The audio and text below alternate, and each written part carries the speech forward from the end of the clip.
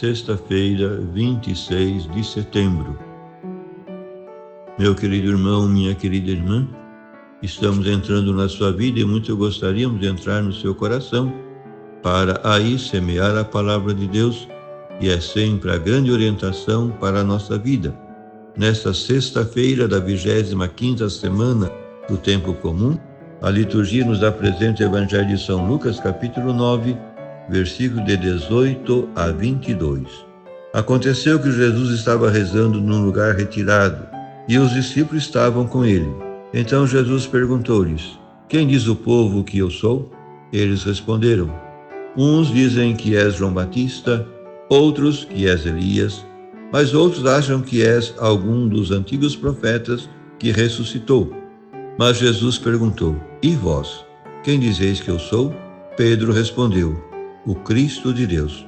Mas Jesus proibiu-lhe severamente que contasse isso a alguém e acrescentou: Filho do homem deve sofrer muito, ser rejeitado pelos anciãos, pelos sumos sacerdotes e doutores da lei, deve ser morto e ressuscitar no terceiro dia. Meu querido irmão, minha querida irmã, a profissão de fé do apóstolo Pedro, que hoje se proclama como Evangelho, prepara o começo da viagem ou subida de Jesus para Jerusalém.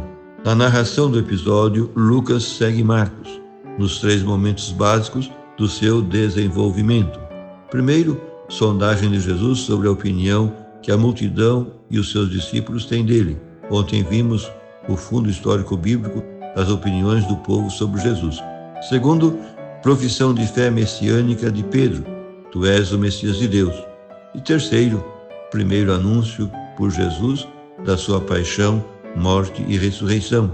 É uma correção de perspectiva a respeito do Messias esperado pelos judeus e pelos discípulos, como o glorioso restaurador político do reino de Davi. Mas Lucas apresenta também as suas particularidades. Primeira, o começo, uma ocasião em que Jesus estava rezando. Acréscimo característico de Lucas, que alude sempre à oração nos momentos importantes da vida de Jesus. Segunda, não identifica a geografia do ato, que Marcos e Mateus situam em Cesareia de Filipe, a uns 40 quilômetros a nordeste do Mar da Galileia, perto das nascentes do Jordão e do Monte Hermon. Terceira, suprime a reprimenda de Jesus a Pedro por se opor ao plano de um Messias sofredor. Finalmente, coincide com Marcos em suprimir a parte do primado eclesial de Pedro, que tanto relevo adquire em Mateus. Quem sou eu para ti? Como aos discípulos, esta é a pergunta pessoal de Jesus a cada um de nós. Só a um amigo se pergunta: Que pensas tu de mim? Para responder a tal pergunta de Cristo, são necessárias 2 condições: conhecê-lo intimamente, isto é, com a experiência da fé, e além disso, amá-lo. A pergunta sobre Jesus é inevitável na nossa vida, porque é a interrogação fundamental sobre a nossa própria identidade cristã. Não é a mesma coisa saber dele pela história do que conhecê-lo pessoalmente, como um amigo íntimo. Num mestre de espírito, o mais importante é a sua doutrina.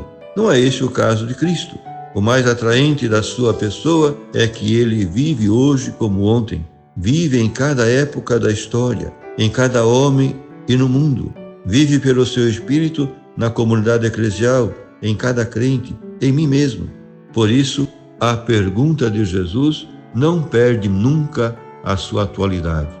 Quem sou eu para você nesse momento da sua vida? A resposta a essa pergunta está condicionada e é condicionante.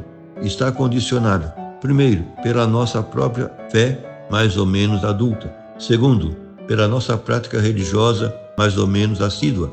E terceira, pela nossa própria estrutura psicológica, com as suas preocupações vitais e os seus centros de interesse, que não são os mesmos nas diversas etapas da evolução pessoal, infância, juventude e idade adulta. Isso requer uma progressão constante na fé até a sua plena maturidade, para que a nossa ideia pessoal de Cristo seja viva e fecunda, completa e exata. E é também condicionante a resposta, porque Jesus não nos pede uma definição da pessoa, não nos está examinando sobre os nossos conhecimentos, mas sobre a nossa adesão pessoal. Se confesso Cristo como Filho de Deus, a sua palavra, os seus critérios e o seu modo de vida comprometem-me. Se o reconheço como Salvador e Libertador do homem, a minha fé deve colaborar apostolicamente para que a salvação de Deus se torne realidade entre os homens. Se finalmente proclamo Cristo como revelador do Pai, entro no círculo da paternidade de Deus e, consequentemente, no da fraternidade humana. Por fim, rezemos. Senhor Jesus, também hoje nos perguntas: que dizes que eu sou? Quem sou para vós? No meio de um mundo que prefere promessas de engano, confessamos ser Filho de Deus e Salvador do homem. A quem iremos, Senhor, que não nos defraude? Só Tu tens palavras e atos de vida eterna. Cremos-te ressuscitado e vivo hoje como ontem. E estamos seguros, vives em nós pelo Teu Espírito. Concede-nos conhecer-te a fundo pela fé e pela amizade, e faz que, amando os irmãos, nos entreguemos à fascinante tarefa de Te amar apaixonadamente, hoje e sempre. Amém. E a você, meu querido irmão, minha querida irmã, que me acompanhou neste encontro com a Palavra de Deus, desça sobre ti a bênção de Deus Todo-Poderoso, Pai, Filho e Espírito Santo. Amém.